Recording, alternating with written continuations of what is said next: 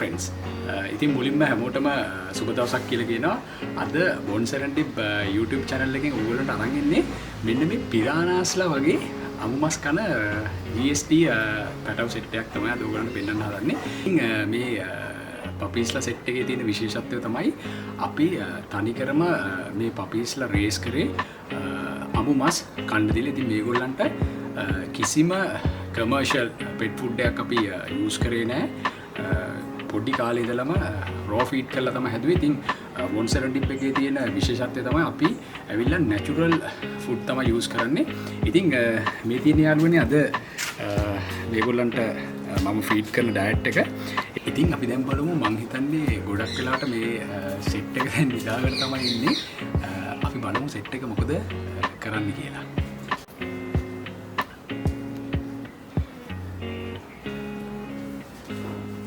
ඔයගොල්ලන්ට පේනවා සෙට් එකම නිදාගෙන ඉන්නේ. උදේ සෙල්ලම් කරලා මුන්දේනම හොඳට නිදාගෙන ඉන්නේ.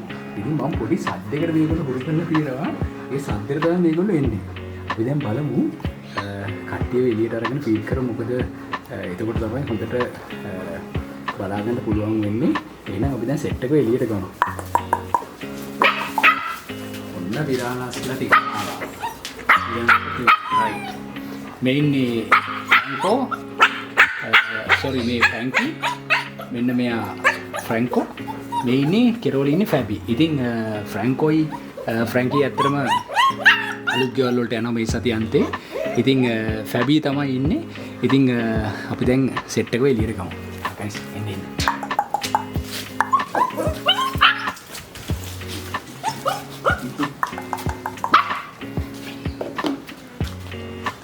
දැන් පිරානාස්ලා ටික වැඩ පටන් අරගෙන තියෙනවා. ඉතින් මෙන්න මෙයා තමයි ෆැබි. බලන්න හරිම ලස්සනයි ෆැබි එක. මේ ඉතින් ෆැබි ගියක් අපි හොයනවා හොඳ දෙනක්. ඉතින් මෙන්න ෆ්‍රැන්කි, මෙන්න ෆ්‍රැන්කෝ, මෙයා ෆැබි. ඉතින් ෆැබි බොන්සරන්ටිප් අලුත් ගියක් වෙනවා. ඉතින් ඕගොල්ලෝ කැමති නම් ෆැබීට ඕගොල්ලන්ට බලන්න පුළුවන්.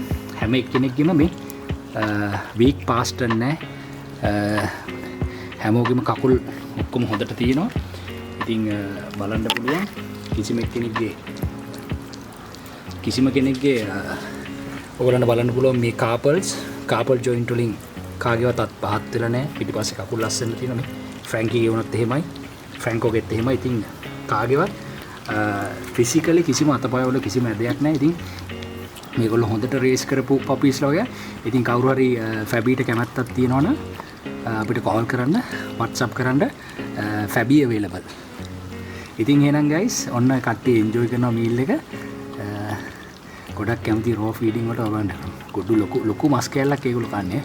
මම ටිකක් ලොකුවට කැපුවා. මොකද එතකොට තමයි මේගොල්ලෝ හපලා කන්න පුරුදු වෙන්නේ. නැත්නම් චූටියට කැපුවොත් මේගොල්ලෝ ටක් ගාලා මේක ගිලලා දානවා. ඉතින් මේගොල්ලෝ හපලා කන්න පුළුවන්. මං හිතන්නේ මේ ෆ්‍රැන්කිගේ නම් කන් ඉස්සෙන්ද යන්නේ. ෆ්‍රැන්කෝගෙත් එහෙමයි, මෙයාගෙත් එහෙමයි. තව වීක් 2 weeks වගේ යනකොට ගොඩක් වෙලාට කන් ඉස්සෙයි. ඉතින් guys එහෙනම් අදට මම මේ වීඩියෝ එක මෙතනින් නවත්තනවා. බලපු ඔයගොල්ලෝ හැමෝටමත් thank you කියලා කියනවා.